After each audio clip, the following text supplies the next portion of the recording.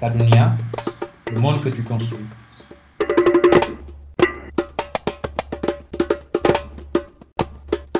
Je m'appelle Cathy. On a, avec mon mari, décidé de faire un voyage en voilier tous les deux pour découvrir un peu le monde. Et on se disait que ce voyage, si on ne pouvait pas en faire profiter aussi d'autres, ça aurait été un petit peu une année perdue. Bon, je m'appelle Rodolphe. Et puis c'était il y a plus de 10 ans quand on est parti. On a eu une opportunité un peu dans notre parcours professionnel où on s'est retrouvés tous les deux libérés des contraintes du travail, on va dire. On a trouvé une association qui s'appelle Voile sans frontières qui propose de convoyer des médicaments, du matériel scolaire, entre autres dans des endroits de la planète qui sont accessibles que par bateau, que par voilier, parce qu'il n'y a pas de route ou autre. On s'est dit, pourquoi pas partir en voilier? On n'avait pas forcément beaucoup d'expérience par rapport à la pratique du voilier. Et puis, voilà, on est parti en se disant qu'on allait apprendre un peu sur le tas, découvrir plein de choses. Durant notre voyage, on a eu donc cette opportunité, grâce à cette association, d'aller jusqu'en Casamance, au Sénégal, avec un chargement de médicaments, en l'occurrence c'était. On devait prendre les médicaments en France et ça ne marchait pas. On devait partir en voilier et eux, ils n'arrivaient pas à avoir les médicaments. Et donc on est parti quand même, sans les médicaments au début. Et c'est à Gibraltar, juste avant de sortir de la Méditerranée, qu'ils sont venus nous les emmener en voiture depuis la France. C'était vraiment une coïncidence que tout se mette en place juste à la dernière seconde pour que on puisse quand même partir avec ces médicaments. Et là-bas, on a pu laisser les caisses dans un dispensaire pour pouvoir être utilisées par la suite par des médecins. De Médecins sans frontières, entre autres, qui viennent pour soigner.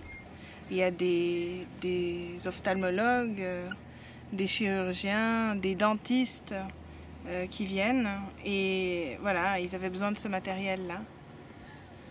Donc comme ça, on a pu participer un peu à ce projet.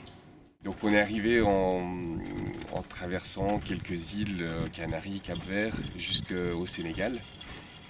Et pour nous, c'était vraiment la toute première fois qu'on découvrait l'Afrique. Et c'était tellement différent de tout ce qu'on avait connu jusqu'à présent, entre les petits paysages suisses, les arbres, les montagnes, les sapins. Et là, on se retrouve avec des baobabs, des cases, des pirogues, exactement. Et ça nous a fait tout drôle, on était impressionnés. La première fois, on a sorti la tête du bateau, on a regardé le bord et tout. Et oh là là, dis donc, c'est pas comme chez nous ça.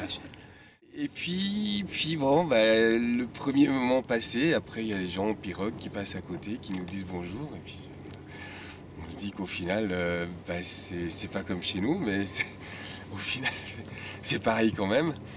Et là, en Casamance, nous, on a eu beaucoup de contacts vraiment très décontractés avec les gens où, en fait, on n'avait pas le côté touriste. Toi, t'es un blanc, t'as plein d'argent et du coup, donne-nous parce que nous, on est pauvres, on est miséreux.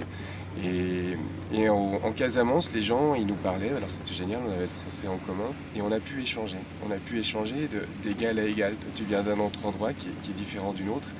Tu vis pas comme moi, et pourtant j'ai quelque chose à t'apporter. Et on a été accueillis comme des rois. Les gens sont extrêmement ouverts et reconnaissants de ce qu'on a pu emmener. On a même eu droit à une fête. On a découvert comment partager un repas au Sénégal où tu manges tous à la même assiette avec les doigts et tu es assis par terre c'est tout des choses qui voilà, nous semblaient tellement différents, mais très très enrichissants. C'est ce qui a fait que ce voyage il nous a apporté en découverte, en richesse humaine, en partageant une culture, effectivement, toutes leurs traditions, les fêtes, les danses, les chants. On a passé Noël et Nouvel An. Noël en Casamance et Nouvel An dans le Ciné Saloum. Et voilà, c'était vraiment extraordinaire de retrouver la culture de Noël dans ce contexte complètement différent. Avec la petite église, le soir de Noël, on était la lumière avec la génératrice qui est tombée en panne d'essence, on s'est retrouvé à la lumière des bougies, des choses comme ça, où après on joue du djembé à la lumière du feu de camp, tous autour assis. Et c'était des choses qui nous ont vraiment enrichis, qui nous ont permis de découvrir que on peut vivre autrement, on peut être différent et s'enrichir de ces différences. C'est un peu la grande découverte pour nous.